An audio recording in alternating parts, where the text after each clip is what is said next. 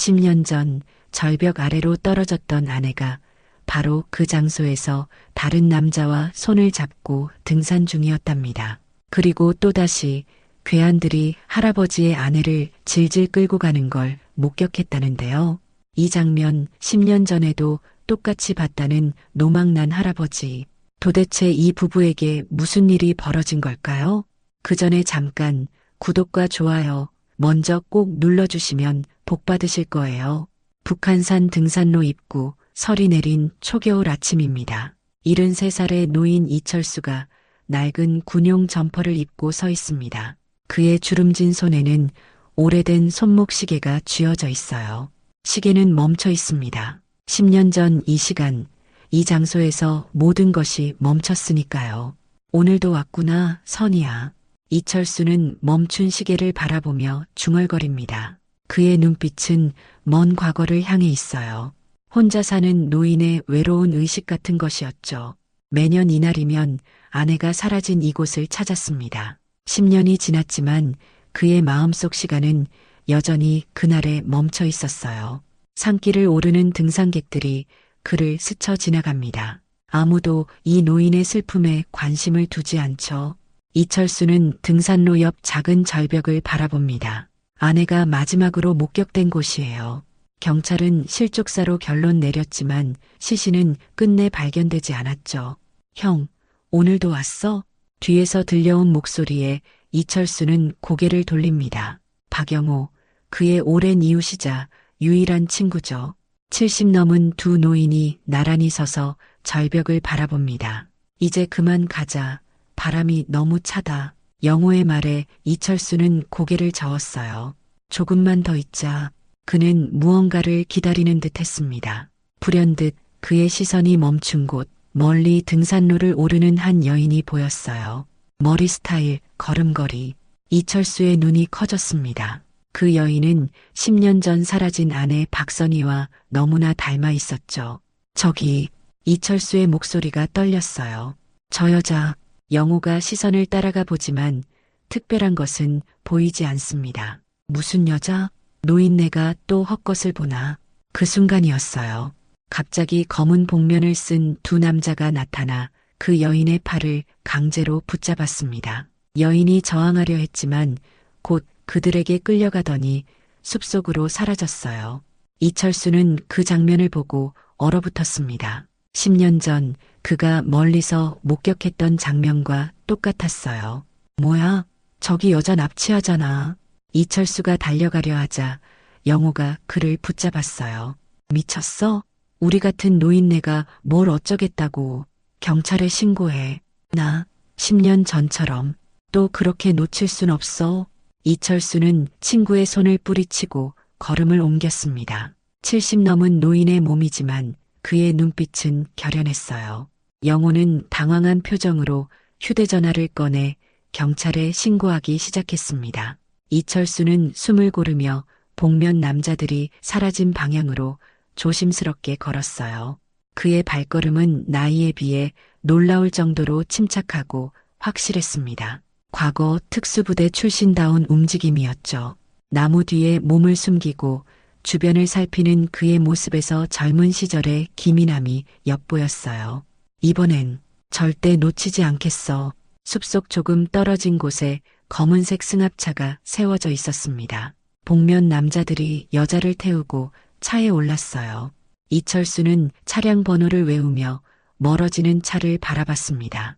경찰이 도착했을 때 그는 이미 모든 정보를 머릿속에 담아두고 있었죠.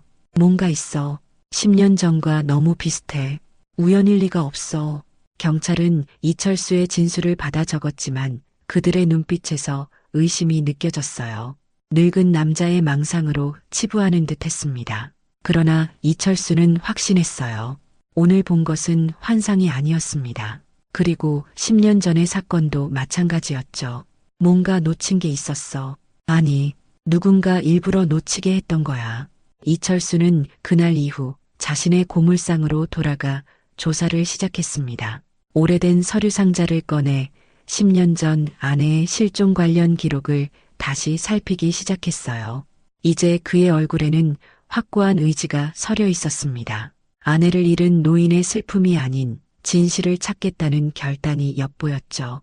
며칠 후 이철수는 고물상 한쪽에 벽을 만들어 자료를 정리했습니다. 차량 번호, 목격자 진술, 과거 수사 기록들이 벽에 붙어 있었어요.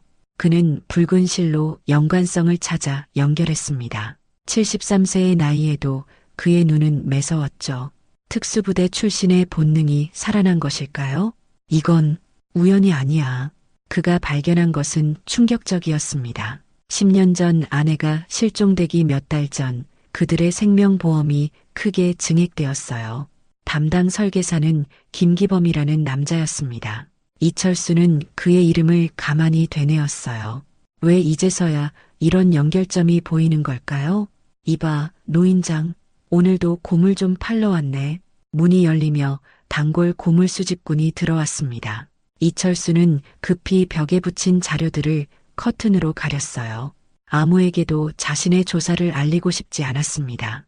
이제 이 일은 그만의 싸움이었으니까요. 물건 놓고 가게. 오늘은 바빠. 그의 퉁명스러운 말투에도 고물 수집꾼은 익숙한 듯 웃기만 했어요. 자네 요즘 더 무뚝뚝해졌네. 뭐 좋은 일이라도? 이철수는 대답 없이 고물을 분류했습니다. 그의 마음은 이미 다음 행동을 계획하고 있었어요. 김기범을 찾아내야 했습니다. 10년 전의 진실, 그리고 지금 벌어지고 있는 일들의 연결고리를 찾아내야 했죠. 그날 밤 이철수는 손목시계를 바라보며 결심했습니다. 선이야, 이번엔 내가 무슨 일을 당했는지 꼭 밝혀내겠어. 기다려. 이튿날 이철수는 보험회사를 찾아갔습니다. 73세 노인이 정장을 차려입고 방문하자 직원들이 의아한 눈빛을 보냈어요. 그는 단호하게 김기범을 찾는다고 밝혔습니다. 김기범 씨요? 아, 그분은 3년 전에 퇴사하셨어요. 직원의 말에 이철수의 표정이 굳었습니다. 하지만 포기하지 않았어요. 그분 연락처 좀 알 수 있을까요?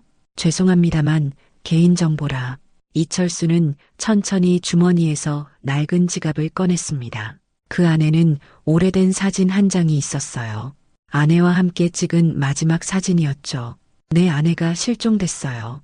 10년 전에 마지막으로 보험을 들 때 김 선생이 도와줬었는데 혹시 뭐라도 기억나는 게 있을까 해서. 노인의 떨리는 목소리와 슬픈 눈빛에 직원은 마음이 동했습니다. 그녀는 주변을 살핀 후 작은 메모지에 뭔가를 적어 건넸어요. 공식적으로 드린 건 아니니까요. 그냥 도움이 되길 바랄게요. 이철수는 고개를 숙여 감사를 표했습니다. 메모지에는 주소가 적혀 있었어요.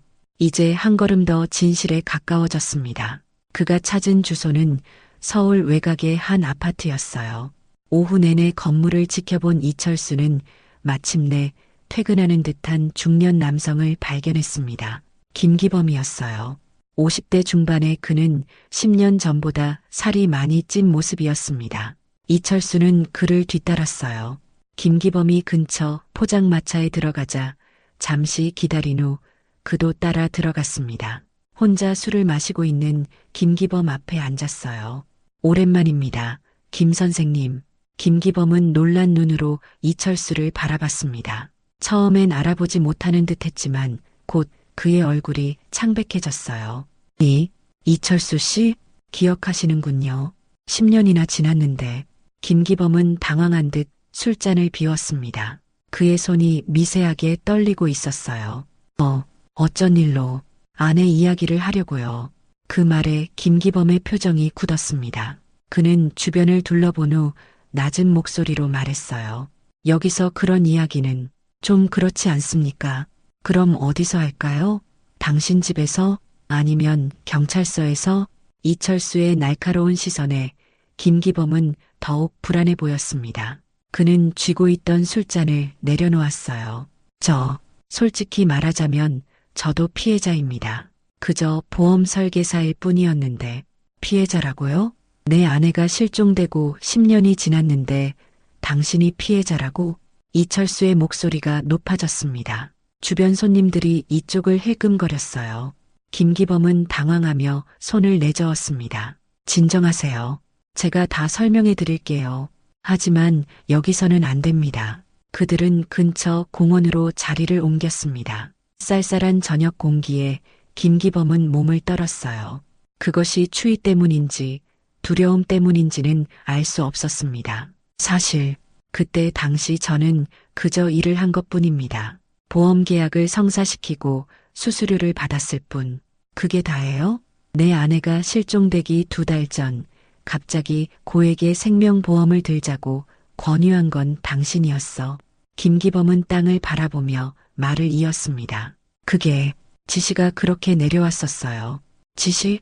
누구한테서? 말하면 저도 위험해집니다. 이철수는 김기범의 옷깃을 붙잡았습니다. 나이가 무색할 만큼 강한 힘이었어요. 내 아내가 어디 있는지 알고 있지? 모릅니다. 정말 몰라요.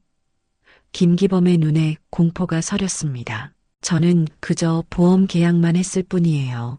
그 이후의 일은 갑자기 휴대전화 벨소리가 울렸습니다. 김기범은 당황하며 전화를 확인했어요. 그의 얼굴이 더욱 창백해졌습니다. 죄송합니다. 급한 일이 생겼어요. 다음에 다시 만나서 이야기. 그는 서둘러 자리를 떴습니다. 이철수는 그를 쫓아가려 했지만 김기범은 이미 택시를 잡아타고 사라졌어요. 하지만 이철수는 포기하지 않았습니다. 그는 김기범이 떨어뜨린 명함을 주었어요. 거기에는 명동 세운빌딩 비사업부라는 주소가 적혀 있었습니다. 이제 실마리가 생겼어.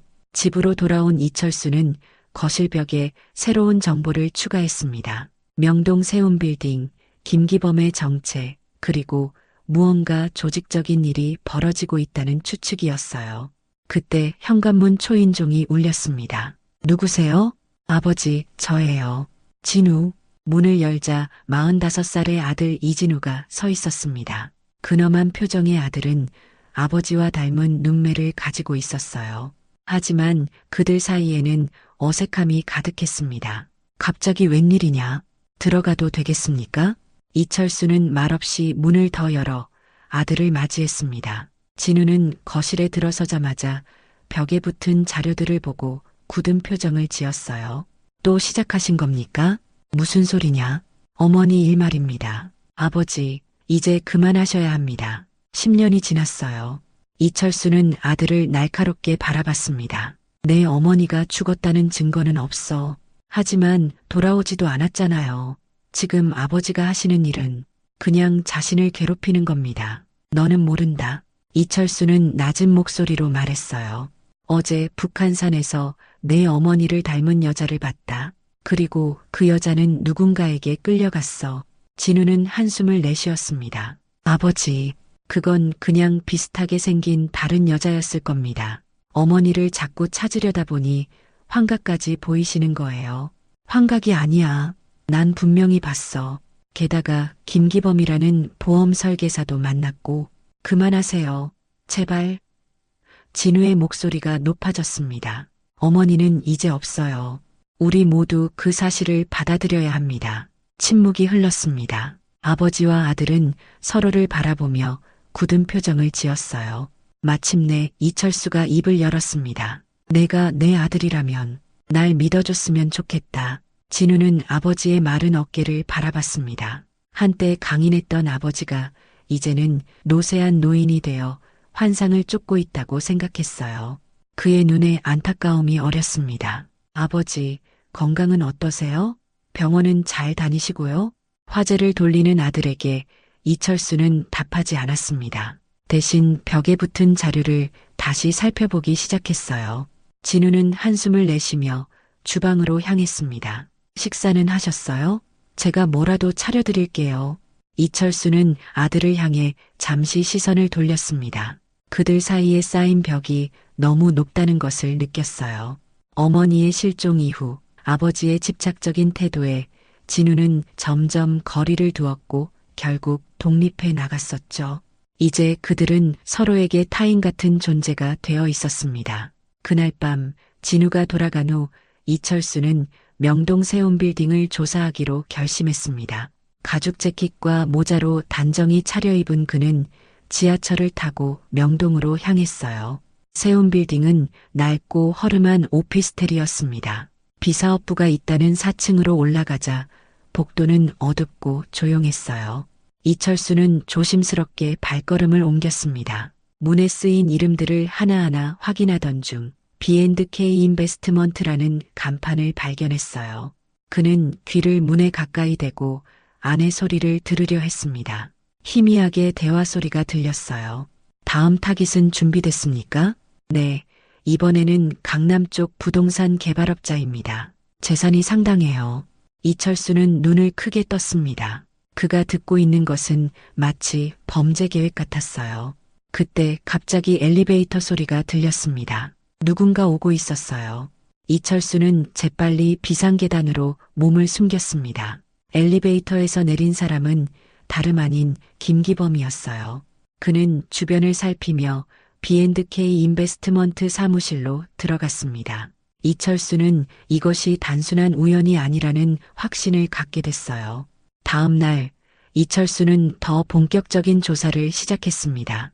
그는 B&K 인베스트먼트를 감시하기로 했어요. 근처 카페에 자리 잡고 건물 출입구를 지켜봤습니다.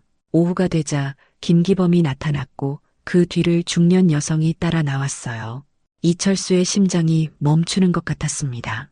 그 여성은 비록 머리 스타일이 달라졌고 주름이 늘었지만 분명 그의 아내 박선이었습니다. 살아있었어요. 10년 동안 실종됐던 그의 아내가 살아있었습니다. 숨이 막혔습니다. 이철수는 자신의 눈을 의심했어요. 하지만 틀림없었습니다. 저 걸음걸이, 저 목선, 고개를 살짝 기울이는 버릇까지 그의 아내였어요. 이철수는 본능적으로 일어나 그들을 따라가려 했습니다. 하지만 그 순간 누군가 그의 어깨를 붙잡았어요. 움직이지 마세요. 돌아보니 낯선 중년 남성이 서 있었습니다. 50대 후반으로 보이는 그 남자는 날카로운 눈빛으로 이철수를 바라봤어요. 당신도 그 여자에게 당했군요. 나도 그랬습니다. 이철수는 혼란스러웠습니다. 당신은 누구야? 윤석진입니다. 우리 이야기 좀 나눠야 할 것 같네요. 그들은 인적이 드문 공원 벤치에 앉았습니다. 윤석진은 차분한 목소리로 말했어요. 저는 3년 전에 박선이라는 여자를 만났습니다. 아내를 잃고 외롭게 살던 차에 그녀를 만나 새 인생을 시작하는 줄 알았죠. 이철수는 날카롭게 그를 바라봤습니다. 내 아내 이야기를 하는 건가? 네, 당신의 아내였던 것 같군요.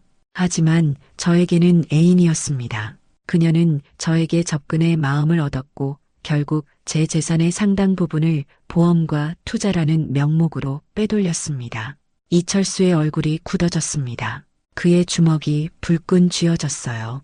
거짓말이군. 사실입니다. 그리고 당신만이 아닙니다. 지금까지 파악한 바로는 최소 12명의 피해자가 있어요. 주로 돈이 있는 중년 남성들이죠. 내 아내가 그런 짓을. 말도 안 돼. 윤석진은 가방에서 서류 뭉치를 꺼냈습니다. 이건 제가 모은 증거들입니다. 박선희는 조직의 일원이에요. 그들은 보험 사기와 투자 사기를 통해 돈을 모읍니다. 김기범은 그들의 브로커고요. 이철수는 말없이 서류를 넘겨봤습니다. 거기에는 아내의 여러 모습이 담긴 사진들이 있었어요. 다른 남자들과 찍은 사진, 다른 이름으로 살아가는 모습들. 그의 세계가 무너져 내리는 것 같았습니다. 왜 이런 걸 나에게 보여주는 거요? 저는 사실 민간정보원입니다. 이 조직을 오래 추적해왔어요. 그리고 당신이 필요합니다. 난 그저 73살 노인일 뿐인데. 윤석진은 고개를 저었습니다. 아닙니다. 당신은 전직 특수부대원이자 박선희의 남편이죠. 그녀에게 접근할 수 있는 유일한 사람입니다. 이철수는 혼란스러웠습니다. 그의 아내가 살아있다는 사실, 그리고 그녀가 사기꾼이라는 충격적인 진실까지 모든 것이 믿기지 않았어요. 증거가 더 필요하다면 이것을 보세요. 윤석진은 녹음기를 꺼냈습니다. 재생 버튼을 누르자 여자의 목소리가 흘러나왔어요. 다음 타깃은 준비됐어. 이번엔 오래 걸리지 않을 거야.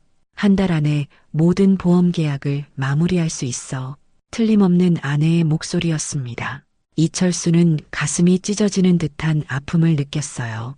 10년간 그리워했던 아내, 매일 밤 꿈에서 만났던 그 여인이 이런 사람이었다니 어떻게 이럴 수가 있지?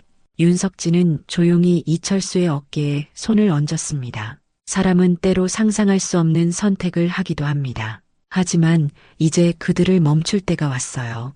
이철수는 망연자실한 표정으로 고개를 들었습니다. 내가 어떻게 해야 하는데요? 그녀를 만나세요. 당신의 아내로서.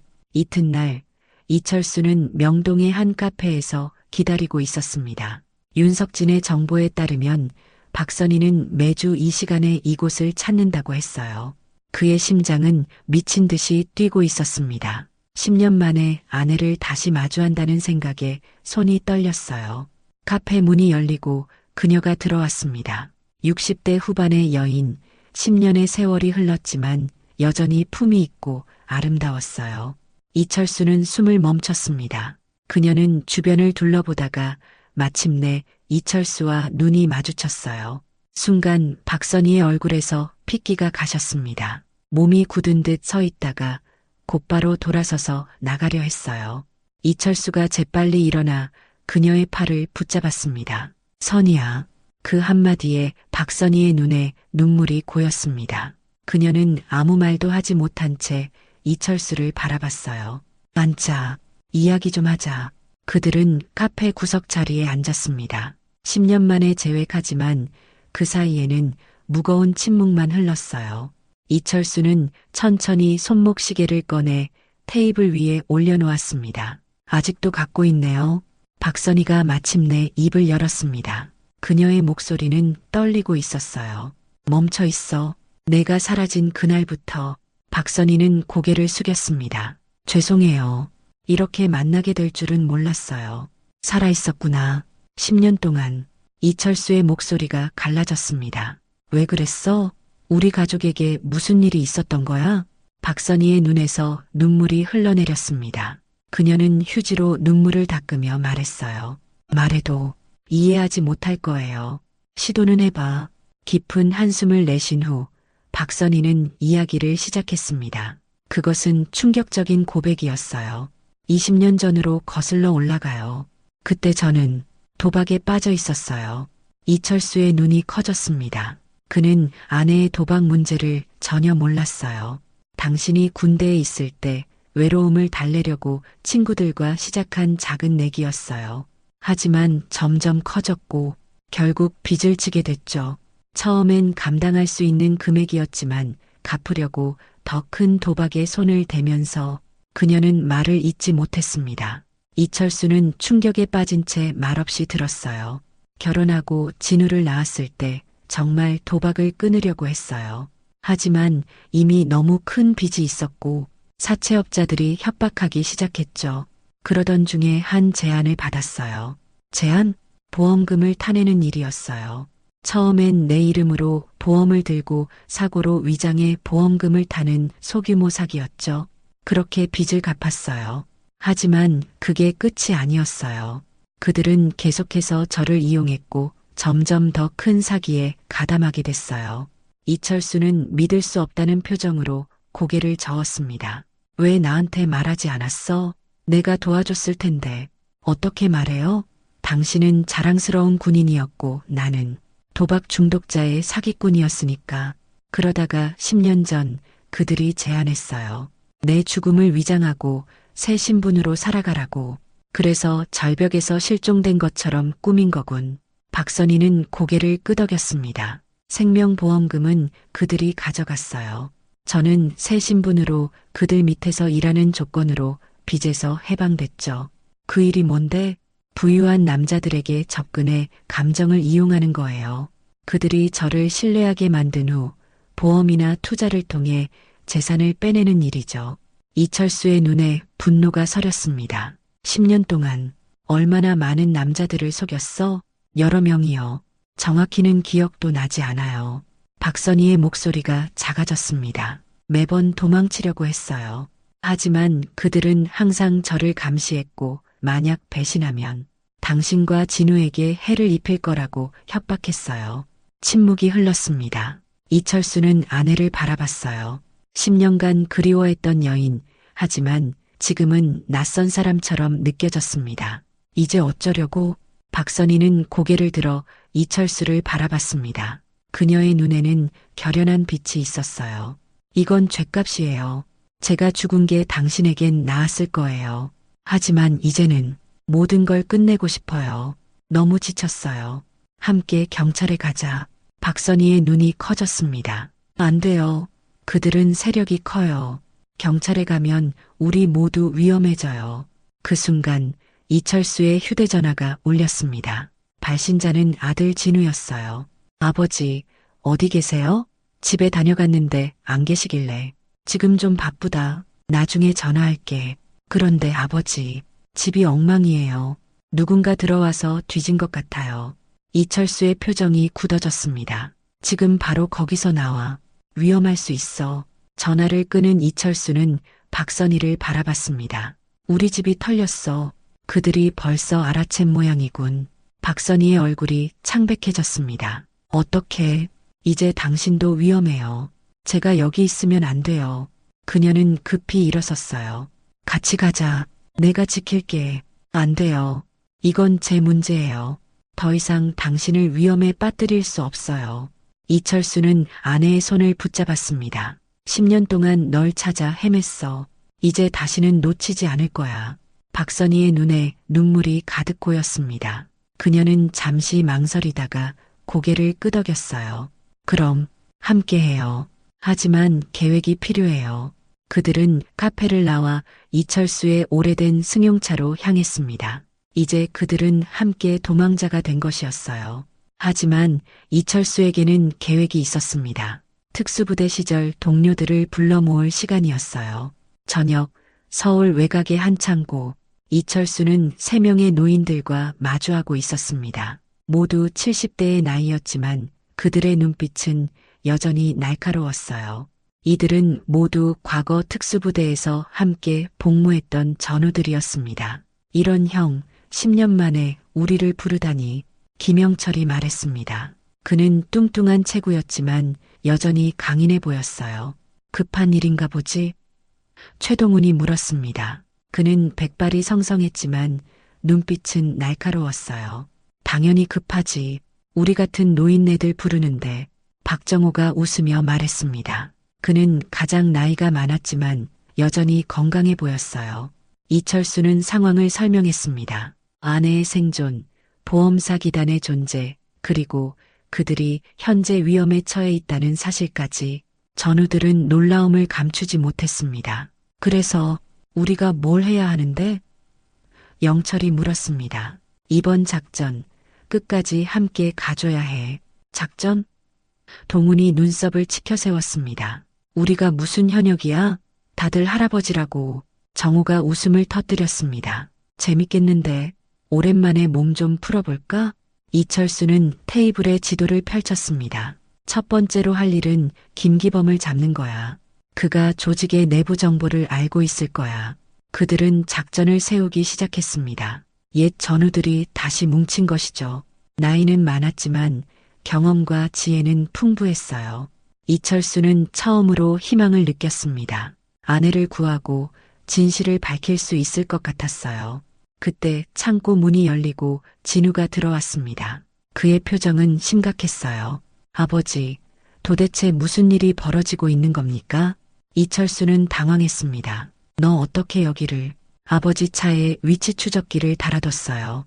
요즘 행동이 너무 이상해서. 진우는 말을 멈추고 주변의 노인들을 바라봤습니다. 그리고 구석에 앉아있는 여인을 발견했어요. 그의 눈이 커졌습니다. 어머니? 박선희는 천천히 일어나 아들을 바라봤습니다. 진우야, 많이 컸구나. 진우는 믿을 수 없다는 표정으로 그 자리에 얼어붙었습니다. 20년이 넘는 세월, 어머니를 그리워하고 그녀의 부재에 상처받았던 시간들. 그런데 지금 그녀가 여기 살아있었다니. 어떻게 이럴 수가. 진우의 분노가 폭발했습니다. 그는 주먹을 불끈 쥐고 떨고 있었어요. 모두가 돌아가셨다고. 10년 동안 우리는. 진정해라, 진우야. 이철수가 아들의 어깨를 잡았습니다. 상황이 복잡해. 내 어머니는 협박을 받고 있었어. 협박? 그게 가족을 버리고 도망칠 이유가 됩니까? 아버지는 매일 밤 악몽에 시달렸어요. 저는 상담까지 받았다고요. 박선희는 눈물을 흘리며 아들에게 다가갔습니다. 미안해, 진우야. 정말 미안해. 가까이 오지 마세요. 진우가 소리쳤습니다. 당신은 더 이상 제 어머니가 아닙니다. 무거운 침묵이 내려앉았습니다. 이철수는 아들과 아내 사이에 끼어 두 사람을 진정시키려 했어요. 지금은 감정적으로 대응할 때가 아니야. 우리 모두 위험에 처해 있어. 진우는 아버지를 날카롭게 바라봤습니다. 무슨 위험이요? 대체 뭘 하시려는 거예요? 사기단을 무너뜨리려고 해. 내 어머니를 협박하고 있는 자들이야. 미쳤군요. 경찰에 가세요. 어머니는 자수해야 합니다. 그녀도 공범이잖아요. 이철수의 표정이 굳어졌습니다. 그렇게 쉽게 잘라 말하지 마라. 내 어머니는 피해자이기도 해. 피해자라고요? 다른 사람들을 속이고 돈을 빼앗은 사기꾼이요. 그만해, 진우야. 이철수의 목소리가 높아졌습니다. 내가 모르는 사정이 있어. 진우는 고개를 저었습니다. 이건 범죄예요. 아버지마저 공범이 되실 건가요? 제가 경찰에 신고하겠습니다. 그 순간 영철이 재빨리 움직여 진우의 팔을 붙잡았습니다. 그건 안 되지, 도련님. 나요. 이거 불법 감금이에요. 이철수는 한숨을 내쉬었습니다. 미안하다, 아들아. 하지만 지금은 내가 나가면 위험해. 일단 여기 있어야 해. 결국 진우는 창고 한쪽에 앉아있게 되었습니다. 그의 표정은 분노와 배신감으로 가득했어요. 이철수는 마음이 아팠지만 지금은 작전에 집중해야 했습니다. 첫 번째로 김기범을 잡아야 해. 그들은 작전을 세우기 시작했습니다. 김기범의 일상 패턴, 그가 자주 가는 곳들을 파악했어요. 박선희가 중요한 정보를 제공했습니다. 그녀는 김기범이 매일 저녁 같은 술집에 간다는 사실을 알고 있었어요. 다음 날 저녁 작전이 시작되었습니다. 김영철은 술집 주인인 척 변장했고 최동우는 단골 손님으로 가장했어요. 이철수와 박정호는 밖에서 대기했습니다. 그들의 나이가 무색할 만큼 작전은 정교했어요. 김기범이 술집에 들어왔을 때 영철은 그에게 특별 서비스라며 접근했습니다. 술에 수면제를 탄 것이죠. 얼마 지나지 않아 김기범은 정신을 잃었고 그들은 그를 창고로 데려왔습니다. 김기범이 정신을 차렸을 때 그는 묶인 상태로 철수와 그의 동료들에게 둘러싸여 있었어요. 뭐야 이게. 김기범이 당황하며 소리쳤습니다. 이거 풀어. 납치범죄라고. 이철수는 천천히 김기범 앞에 앉았습니다. 이제 모든 걸 말해. 사기단에 대해 누가 총책인지 어떻게 운영되는지 모두. 미쳤군. 난 아무것도 몰라. 이철수는 담담하게 말했습니다. 내 아내가 10년 동안 협박받으며 사기에 가담했어. 내가 브로커였고 이 모든 일이 어떻게 시작됐는지 알고 싶어. 김기범은 고개를 저었습니다. 말하면 나도 죽어. 그들은 무자비해. 우리도 무자비할 수 있어. 정우가 위협적으로 다가섰습니다. 우리가 현역이었을 때 배운 신문 기술들이 있거든. 김기범의 얼굴이 창백해졌습니다. 그는 잠시 망설이다가 마침내 입을 열었어요. 조직의 총책은 장민호라는 사람이에요. 원래 사채업자였는데 점점 사업을 확장했죠. 보험 사기, 투자 사기, 부동산 사기까지 모두 그의 지시 아래 움직여요. 명동 세운빌딩이 본거지인가? 아니요. 그건 하나의 거점일 뿐이에요. 실제 본부는 강남 쪽에 있어요. 지하에 도박장도 운영하고 있죠. 이철수는 계속해서 질문했습니다. 김기범은 조직의 구조, 주요 인물들, 그리고 그들이 어떻게 피해자를 선정하고 접근하는지 모두 털어놓았어요. 그는 생존을 위해 모든 것을 밝히는 것 같았습니다. 마지막으로 박선희에 대해 알려줘. 왜 그녀를 10년 동안 붙들고 있었지? 김기범은 쓴웃음을 지었습니다. 그녀는 최고의 미끼였어요. 다른 여자들보다 훨씬 성공률이 높았죠. 진짜처럼 남자들에게 감정을 표현하는 재능이 있었거든요. 이철수의 표정이 어두워졌습니다. 그의 아내가 그런 식으로 이용당했다는 사실이 견디기 힘들었어요. 그런데 참 재미있는 건 알아요? 김기범이 비웃듯 말했습니다. 그녀가 여러 번 탈출을 시도했다는 거죠. 특히 당신을 다시 만나려고 했어요. 하지만 그때마다 장민호가 당신과 아들을 해치겠다고 협박했죠. 그 말에 이철수의 마음이 흔들렸습니다. 그동안 아내가 얼마나 고통스러웠을지 생각하니 가슴이 아팠어요. 이제 어떻게 하실 거예요? 김기범이 물었습니다. 경찰에 넘기면 저도 증언할 용의가 있어요. 더 이상 장민호 밑에서 일하기 싫거든요. 이철수는 동료들과 눈빛을 교환했습니다. 그들은 무언의 합의를 이룬 것 같았어요. 우선은 너를 여기 붙들어 둘 거야. 경찰에 넘기기 전에 할 일이 있으니까. 그들이 김기범을 창고 구석에 묶어두고 다음 계획을 논의하려는 순간 갑자기 창고 문이 열렸습니다. 이진우가 빠져나가려다 발각된 것이었어요. 진우야. 이철수가 소리쳤습니다. 어디 가려고? 가만히 있을 수 없어요. 이건 범죄라고요.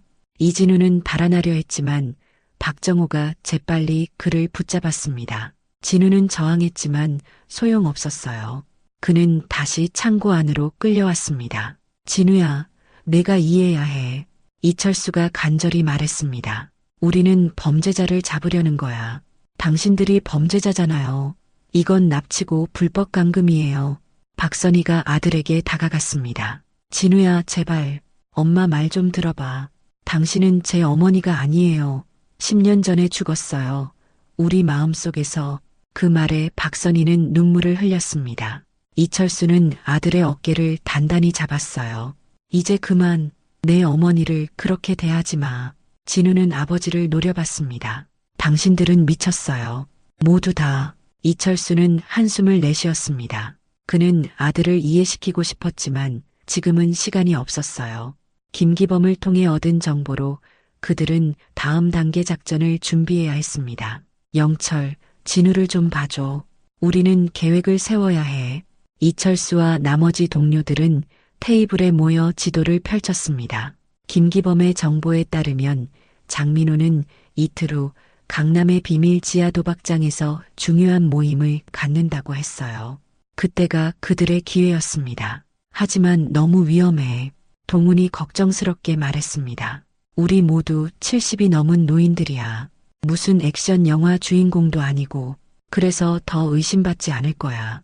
이철수가 말했습니다. 누가 70 넘은 노인들을 경계하겠어? 그들은 세부 계획을 세우기 시작했습니다.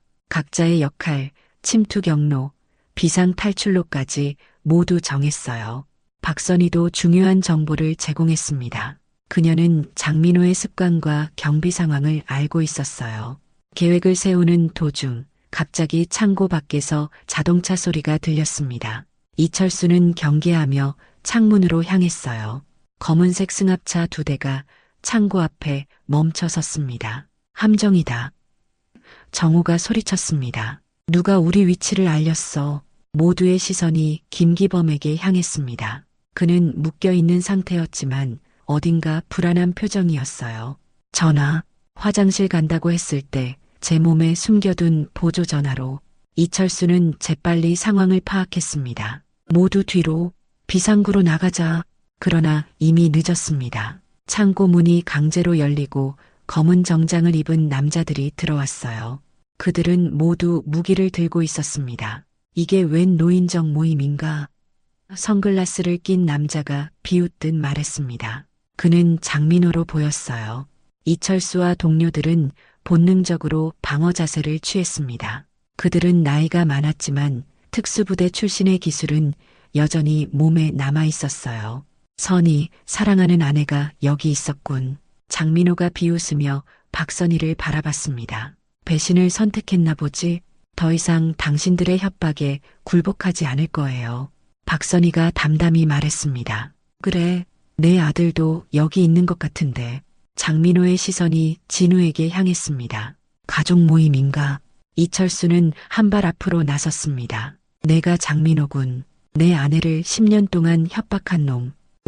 유명한 특수부대 출신 이철수 씨로군. 당신에 대해 많이 들었습니다. 아내가 항상 당신 이야기를 했거든요. 이철수는 장민호를 노려봤습니다. 그의 몸에서는 격투를 준비하는 긴장감이 느껴졌어요. 오늘로 이 모든 것이 끝날 거야. 장민호가 웃었습니다. 그럴까요? 어떻게 끝내실 건데요, 할아버지? 그 순간 예상치 못한 일이 벌어졌습니다. 갑자기 창고 뒤편에서 굉음과 함께 섬광이 터졌어요. 연막이 창고 안을 가득 채웠습니다. 누군가가 연막탄을 터뜨린 것이었어요. 혼란 속에서 이철수는 재빨리 움직였습니다. 그는 박선희와 진우를 보호하기 위해 그들을 뒤로 밀었어요. 연기 속에서 격투 소리와 비명이 들렸습니다. 이쪽이에요. 익숙한 목소리가 들렸습니다. 윤석진이었어요. 이철수는 놀랐지만 지체하지 않았습니다. 그는 가족을 데리고 윤석진의 목소리가 들려오는 방향으로 움직였어요. 연기 속에서 그들은 비상구를 찾았고 밖으로 탈출할 수 있었습니다. 이쪽으로. 윤석진이 주차된 차를 가리켰습니다. 빨리. 그들은 서둘러 차에 올랐습니다. 뒤에서는 여전히 혼란스러운 소리가 들렸어요. 윤석진은 재빨리 차를 출발시켰습니다. 어떻게 알고 온 거요? 이철수가 숨을 고르며 물었습니다. 당신을 미행하고 있었어요. 윤석진이 대답했습니다. 저도 장민호를 오래 쫓고 있었으니까요. 그가 움직이기 시작하는 걸 보고 뭔가 있다고 생각했죠. 동료들은? 이철수가 걱정스럽게 물었습니다. 걱정 마세요. 제 팀이 그들도 구출하고 있을 겁니다. 이철수는 안도의 한숨을 내쉬었습니다. 그제서야 그는 윤석진이 혼자가 아니라는 것을 깨달았어요. 그는 단순한 피해자가 아니었던 것입니다. 당신, 정체가 뭐예요? 윤석진은 백미러로 뒤를 살피며 대답했습니다. 저는 사설정보원이에요. 하지만 공식적으로는 국정원과 협력하고 있죠. 이철수는 놀란 눈으로 윤석진을 바라봤습니다. 국정원? 네, 장민호의 조직은 단순한 보험 사기단이 아닙니다. 국제적인 자금 세탁과 연결되어 있어요. 우리는 오래전부터 그들을 지켜보고 있었죠. 차 안에는 침묵이 흘렀습니다. 이철수는 창밖을 바라보았어요. 모든 것이 너무 복잡하게 얽혀 있었습니다. 그의 개인적인 복수가 이렇게 큰 일에 연결될 줄은 몰랐어요. 그럼 이제 어떻게 되는 거죠? 박선희가 작은 목소리로 물었습니다. 윤석진은 그녀를 백미러로 바라봤습니다. 당신도 조직의 일원이었죠. 법적 처벌은 피할 수 없을 겁니다. 하지만 협조하면 감형될 가능성은 있어요. 박선희는 고개를 숙였습니다. 진우는 여전히 충격 속에 있었어요. 그는 어머니를 바라보지도 않았습니다. 여기서 내려주세요. 진우가 갑자기 말했습니다. 저는 더 이상 이 일에 관여하고 싶지 않아요. 안 돼, 진우야. 이철수가 말했습니다. 아직 위험해. 내버려 두세요. 저는 이제 스스로 결정할 수 있어요. 차 안의 분위기는 더욱 무거워졌습니다. 윤석진은 계속해서 운전했고 그들은 서울 외곽의 한 안전가옥으로 향했어요. 안전가옥에 도착하자 이미 이철수의 동료들이 기다리고 있었습니다. 모두 무사했지만 약간의 타박상을 입은 상태였어요. 형, 무사했군. 영철이 반가워하며 이철수를 맞이했습니다. 다들 괜찮아? 이 정도쯤이야. 동훈이 팔의 상처를 가리키며 웃었습니다. 옛날에 비하면 아무것도 아니지. 그들은 모두 안전가옥의 거실에 모였습니다. 윤석진은 노트북을 펼치고 상황을 설명하기 시작했어요. 장민호는 도주했습니다. 하지만 우리는 그의 조직원 몇 명을 체포했죠. 지금 그들로부터 정보를 얻고 있어요.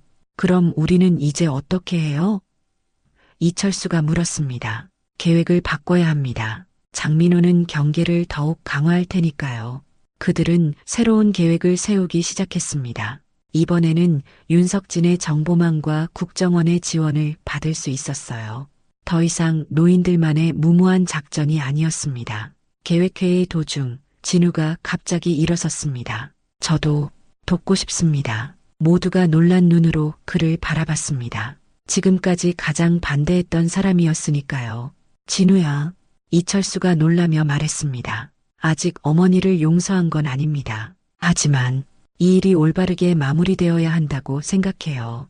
윤석진은 고개를 끄덕였습니다. 도움이 필요합니다. 특히 당신 같은 젊은 사람의 도움이요. 진우는 결연한 표정으로 계획 테이블로 다가왔습니다. 이철수는 아들의 어깨를 가볍게 두드렸어요. 아직 화해하기에는 이르지만 작은 진전이라도 있다는 것이 그를 기쁘게 했습니다. 새로운 계획은 이틀 후로 정해졌습니다. 그들은 장민호가 강남의 지하 도박장에서 중요한 거래를 한다는 정보를 입수했어요.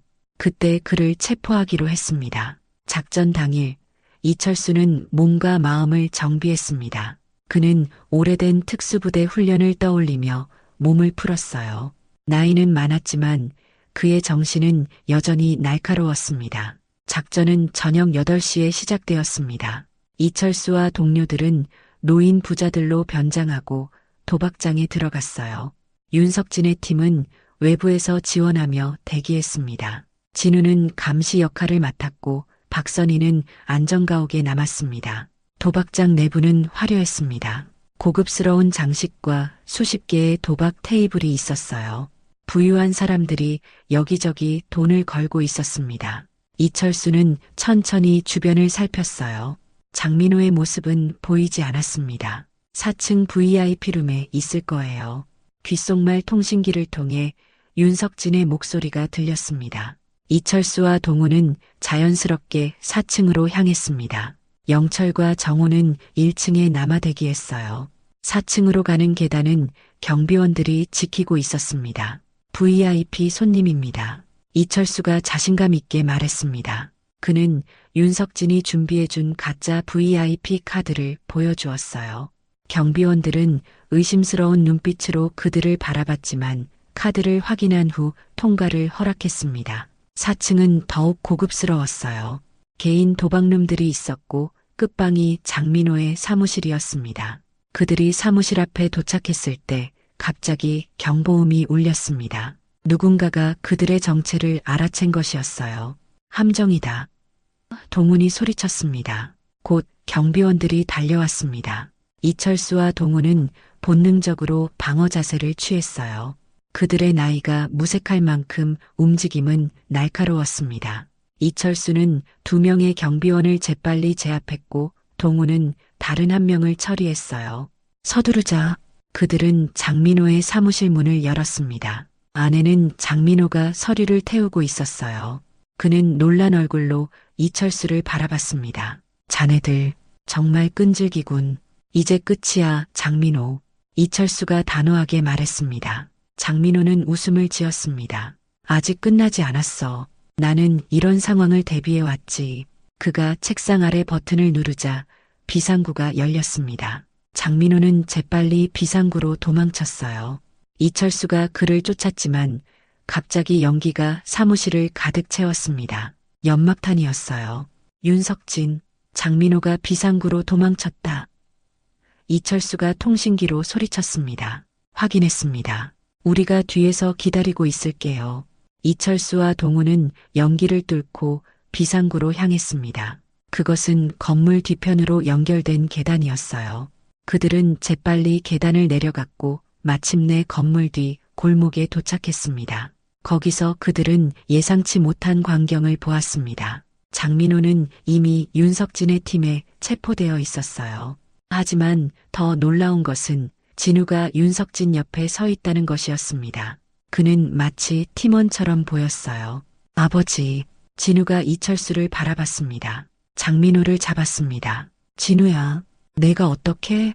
진우는 깊은 한숨을 내쉬었습니다. 사실은 저도 국정원과 함께 일하고 있었어요. 이철수의 눈이 커졌습니다. 뭐라고? 어머니의 실종 이후 저는 경찰 수사에 불만을 품었어요. 그래서 스스로 찾아 나섰죠. 그러다 윤석진 씨를 만났고 그렇게 협력하게 됐어요. 이철수는 믿을 수 없다는 표정으로 아들을 바라봤습니다. 그의 아들이 비밀리에 국정원과 협력하고 있었다니. 그동안 소원했던 이유가 이것이었단 말인가? 왜 말하지 않았어? 보안 때문이었어요. 그리고 아버지가 어떻게 반응하실지 몰랐으니까요. 어머니를 찾는 데 집착하시던 아버지께 제가 이중 생활을 하고 있다고 말할 수 없었어요. 이철수는 말을 잇지 못했습니다. 그저 아들을 바라볼 뿐이었어요. 진우는 더 이상 그가 알던 어린 아들이 아니었습니다. 그는 자신만의 길을 걷고 있었어요. 이제 어떻게 되는 거죠? 이철수가 윤석진을 향해 물었습니다. 장민호는 구속됩니다. 그의 조직도 모두 수사 대상이 될 거고요. 박선희 씨는 자수한다면 협조를 고려해 감형될 수 있을 겁니다. 이철수는 고개를 끄덕였습니다. 그는 아내가 자신의 잘못을 인정하고 올바른 길을 선택하길 바랐어요. 10년이라는 시간이 지났지만 이제라도 진실을 마주하는 것이 중요했습니다. 다음 날 이철수와 박선희는 경찰서로 향했습니다. 박선희는 자수하기로 결심했어요. 그녀의 눈에는 두려움과 동시에 결연함이 있었습니다. 정말 이렇게 하는 게 맞을까요? 그녀가 떨리는 목소리로 물었습니다. 그래, 이게 옳은 일이야. 내가 진실을 말하면 피해자들도 마음의 안정을 찾을 수 있을 거야. 그들이 경찰서에 도착했을 때 뉴스 카메라들이 이미 기다리고 있었습니다. 누군가 소식을 흘린 모양이었어요. 이철수는 아내의 손을 꼭 잡았습니다. 함께 할게. 그들은 나란히 경찰서로 들어갔습니다. 기자들의 질문이 쏟아졌지만 이철수는 묵묵히 앞으로 걸었어요. 박선희는 떨리는 걸음으로 그를 따랐습니다. 경찰서 안에서 박선희는 모든 것을 고백했습니다. 그녀가 조직에 연루된 과정, 사기 행각, 그리고 협박에 대한 이야기까지 모든 진실이 드러났어요.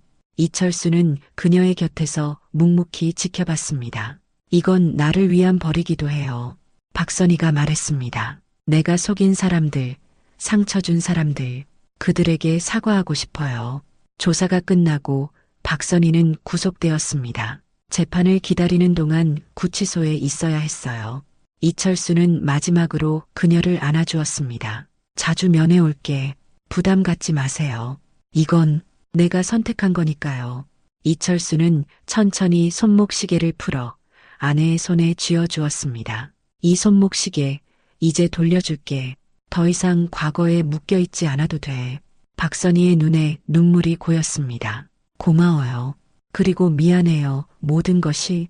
경찰이 그녀를 데려갈 때 이철수는 깊은 숨을 내쉬었습니다. 10년간의 미스터리가 마침내 해결되었어요. 비록 그가 상상했던 것과는 다른 방식이었지만 이제 진실을 알게 되었습니다. 경찰서를 나오는 이철수 앞에 진우가 서 있었습니다. 그는 아버지를 기다리고 있었어요. 어떻게 됐어요? 진우가 물었습니다. 내 어머니가 자수했어. 아마 몇 년간 감옥에 있게 될 거야. 진우는 고개를 끄덕였습니다. 그의 눈에도 복잡한 감정이 서려 있었어요. 저도 어머니를 만나봐야 할 것 같아요. 그래, 그게 좋을 것 같구나. 부자는 나란히 걸었습니다. 오랜만에 함께 걷는 길이었어요. 이철수는 아들의 어깨를 바라봤습니다. 언제 이렇게 큰 어른이 되었을까? 아버지, 이제라도 아버지를 알게 돼서 다행이에요. 이철수의 눈시울이 붉어졌습니다. 그는 아들을 안아주었어요. 오랫동안 쌓였던 벽이 서서히 무너지는 것 같았습니다. 몇 주 후 박선희의 재판이 시작되었습니다. 그녀는 모든 혐의를 인정했고 장민호 조직에 대한 증언을 제공했어요. 덕분에 그녀는 감형을 받았지만 그래도 6년의 징역형을 선고받았습니다. 이철수는 매주 면회를 갔습니다. 그는 구내식당에서 떡볶이를 사서 아내에게 가져갔어요. 과거 그녀가 가장 좋아했던 음식이었습니다. 오늘은 어때? 이철수가 물었습니다. 괜찮아요. 여기서 재봉 기술을 배우고 있어요.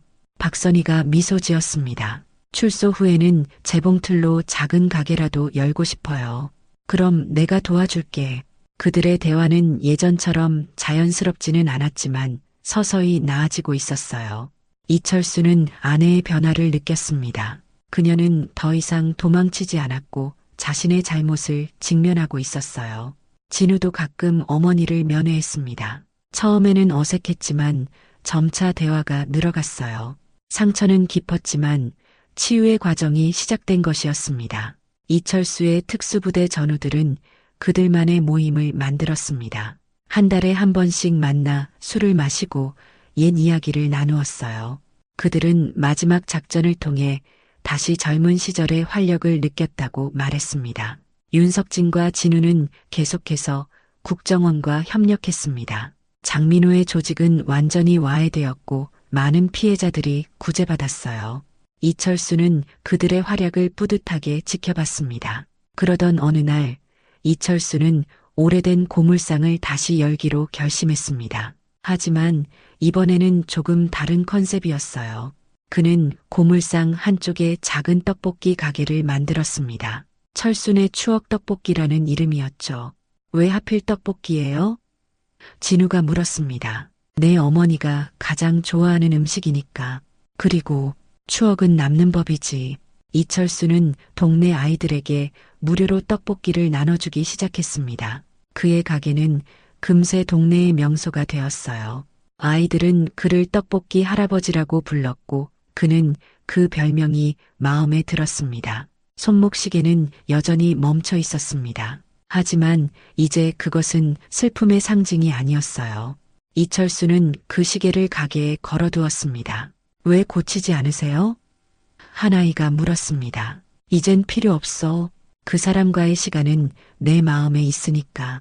3년이 지난 어느 봄날 박선희가 모범수로 인정받아 1년 일찍 출소했습니다. 이철수와 진우는 교도소 앞에서 그녀를 기다리고 있었어요. 어서 와, 선희야.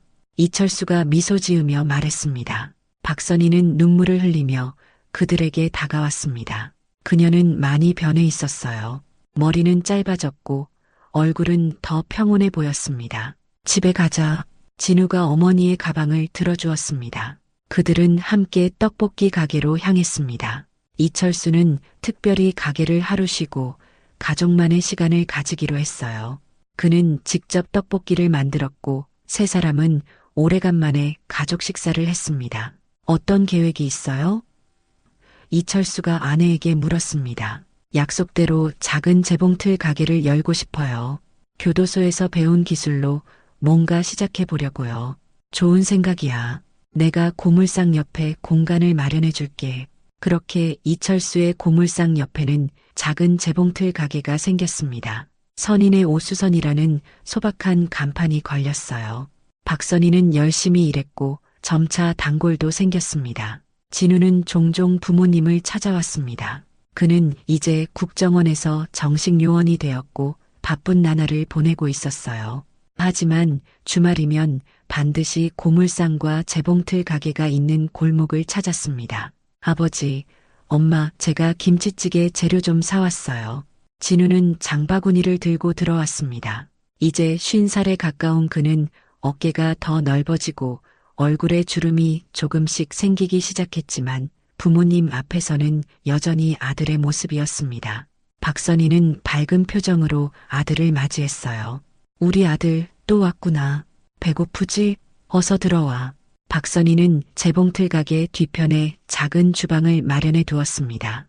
그곳에서 아들이 가져온 재료로 김치찌개를 끓이기 시작했어요. 이철수는 옆에서 밑반찬을 준비했습니다. 70대 중후반의 나이였지만 그의 손놀림은 여전히 정확했습니다. 최근에 어떻게 지내? 이철수가 아들에게 물었습니다. 진우는 가볍게 웃으며 대답했어요. 바쁘게 지내고 있어요. 요즘은 신임 요원 교육을 맡게 됐거든요. 우리 아들이 이제 선생님 역할을 하는구나.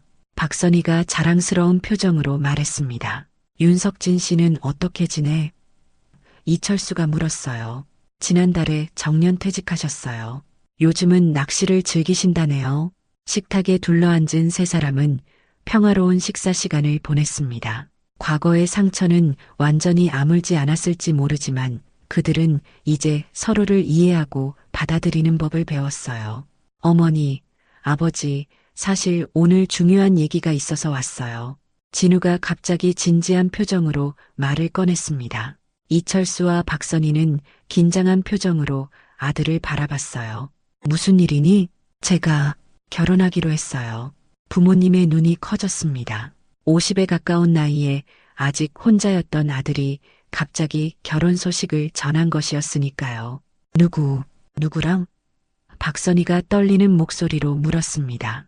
국정원 동료예요. 사실 3년 전부터 만나왔는데 이제야 말씀드려요. 이철수의 얼굴에 미소가 번졌습니다. 축하한다, 아들아. 정말 기쁘구나. 박선희도 눈시울을 붉히며 말했어요. 그 사람을 언제 만나볼 수 있을까? 다음 주 일요일에 인사드리러 오기로 했어요. 그리고 아버지, 어머니가 저희 결혼식에 꼭 함께 해주셨으면 해요. 박선희의 눈에서 눈물이 흘러내렸습니다. 전과자인 자신이 아들의 결혼식에 참석해도 되는지 늘 걱정했었어요. 하지만 아들이 직접 요청한 것입니다. 정말 괜찮겠니? 박선희가 떨리는 목소리로 물었습니다. 어머니는 제 어머니잖아요. 당연히 함께 하셔야죠. 그날 밤 진우가 떠난 후 이철수와 박선희는 작은 옥상에 나와 밤하늘을 바라봤습니다. 이제 그들에게도 행복한 노년의 시간이 찾아온 것 같았어요. 생각해보면 참 긴 여정이었네요. 박선희가 말했습니다. 그래, 처음에는 상상도 못했던 길을 걸어왔지. 이철수는 아내의 손을 잡았습니다. 그들의 손은 주름지고 거칠었지만 서로의 온기를 느끼기에 충분했어요. 가끔 생각해요. 내가 그때 다른 선택을 했더라면 우리 가족이 헤어지지 않았을까? 과거는 이미 지나갔어. 중요한 건 지금, 그리고 앞으로야. 박선희는 미소 지었습니다. 그래요. 우리에게도 새로운 시작이 있네요. 이제 손주도 볼 수 있겠죠? 그럼 우리가 좋은 할아버지, 할머니가 되어줘야지. 두 노인은 옥상에서 별을 보며 미래를 이야기했습니다. 그들의 얼굴에는 희망이 피어나고 있었어요. 한 달 후 진우의 결혼식이 있었습니다. 이철수는 정장을 차려입고 박선희는 단정한 한복을 입고 참석했어요. 그들의 얼굴에는 자랑스러움과 행복이 가득했습니다. 신부 측 하객들이 박선희를 이상한 눈으로 바라보는 경우도 있었습니다. 과거 유명한 보험 사기 사건의 당사자였으니까요. 하지만 진우는 당당하게 어머니를 소개했습니다. 이분은 제 어머니십니다. 많은 실수를 하셨지만 그것을 인정하고 바로잡기 위해 노력하신 분이죠. 저는 그런 어머니가 자랑스럽습니다. 진우의 말에 박선희는 눈물을 참을 수 없었습니다. 이철수는 아내의 어깨를 감싸 안았어요. 아들의 용기 있는 말에 그도 가슴이 뭉클했습니다. 결혼식이 끝나고 신혼부부는 제주도로 신혼여행을 떠났습니다. 이철수와 박선희는 다시 일상으로 돌아왔어요. 고물상과 재봉틀 가게, 그리고 떡볶이 가게까지 그들의 작은 사업은 동네에서 꽤 유명해졌습니다. 특히 박선희의 재봉틀 가게는 손재주가 좋아 입소문이 자자했어요. 그녀는 단순한 수선을 넘어 맞춤 의상도 만들기 시작했습니다. 고급 원단으로 만든 그녀의 작품들은 동네 주민들 사이에서 인기가 높았죠. 이철수의 떡볶이 가게도 마찬가지였습니다. 학교 앞에서 아이들에게 무료로 나눠주던 떡볶이는 이제 동네의 명물이 되었어요. 요즘은 유튜버들도 찾아와 70대 특수부대 출신 떡볶이 할아버지를 소개하곤 했습니다. 이철수 씨, 오늘도 복잡하네요. 단골 손님이 가게에 들어오며 말했습니다. 이철수는 미소 지으며 고개를 끄덕였어요. 그러게 말이요. 요즘 젊은이들이 많이 찾아오네. 역시 손맛이 좋으니까 그렇죠. 그나저나 오늘은 어르신 생신이라면서요? 축하드립니다. 이철수는 멋쩍게 웃었습니다. 오늘은 그의 80번째 생일이었어요. 박선희는 아침부터 특별한 식사를 준비했고 저녁에는 진우 부부가 방문하기로 했습니다. 하루 일과를 마치고 집으로 돌아온 이철수는 현관문을 열고 깜짝 놀랐습니다. 집 안에는 전우들과 동네 주민들, 그리고 진우 부부까지 모두 모여 있었어요. 생신 축하합니다. 모두가 한 목소리로 외쳤습니다. 이철수는 감동해서 무슨 말을 해야 할지 몰랐어요. 박선희가 앞으로 나와 케이크를 들고 있었습니다. 80번째 생일 축하해요, 여보. 이철수는 주변을 둘러봤습니다. 특수부대 전우들은 이제 모두 80이 넘었지만 여전히 활기찼어요. 동네 주민들은 그를 진심으로 존경했고 진우 부부는 행복한 미소를 짓고 있었습니다. 고맙소, 여러분.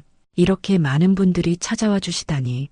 그의 목소리가 떨렸습니다. 한평생 강인함을 유지해왔던 이철수였지만 오늘만큼은 감정을 숨기지 못했어요.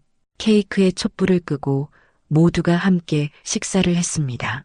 대화와 웃음소리가 집안을 가득 채웠어요. 이철수는 오랜만에 느끼는 따뜻함에 행복했습니다. 식사가 끝나고 진우가 작은 상자를 건넸습니다. 아버지, 제가 특별히 준비한 선물이에요. 이철수는 상자를 열었습니다. 안에는 낡은 손목시계가 있었어요. 10년 전 아내가 실종되고 멈춰버린 그 시계였습니다. 이걸 수리했어요. 이제 다시 움직이네요. 이철수는 믿을 수 없다는 눈으로 시계를 바라봤습니다. 멈춰있던 시계바늘이 다시 움직이고 있었어요. 그는 천천히 시계를 손목에 찼습니다. 시간은 계속 흐르는 거라고 누가 그랬죠? 진우가 미소 지으며 말했습니다. 우리도 과거에 머물지 말고 앞으로 나아가야 한다고요. 이철수의 눈에 눈물이 고였습니다. 그는 박선희와 진우를 바라봤어요. 그들은 이제 진정한 가족이 되어 있었습니다. 그래, 우리 모두 앞으로 나아가자. 파티가 끝나고 모두가 돌아간 후 이철수와 박선희는 다시 옥상에 올랐습니다. 밤하늘에는 별이 가득했어요. 80살이 되니 어떤가요? 박선희가 물었습니다. 글쎄, 나이는 숫자에 불과한 것 같아. 중요한 건 마음가짐이지. 그래요. 우리에게는 아직 많은 시간이 있어요. 이철수는 웃으며 고개를 끄덕였습니다. 그래, 우리는 아직 할 일이 많아. 그는 손목시계를 바라봤습니다. 시간은 계속해서 흐르고 있었어요. 과거의 아픔과 상처를 뒤로하고 그들은 이제 새로운 미래를 향해 나아가고 있었습니다. 1년 후 이철수와 박선희에게 기쁜 소식이 찾아왔습니다. 진우와 그의 아내가 임신한 것이었어요. 그들은 곧 할아버지, 할머니가 될 예정이었습니다. 아이가 태어나면 어떤 이름을 지어줄까요? 박선희가 설레는 마음으로 물었습니다. 그건 부모가 정하는 거지. 이철수가 웃으며 말했어요. 우리는 그저 사랑으로 보살펴주면 돼.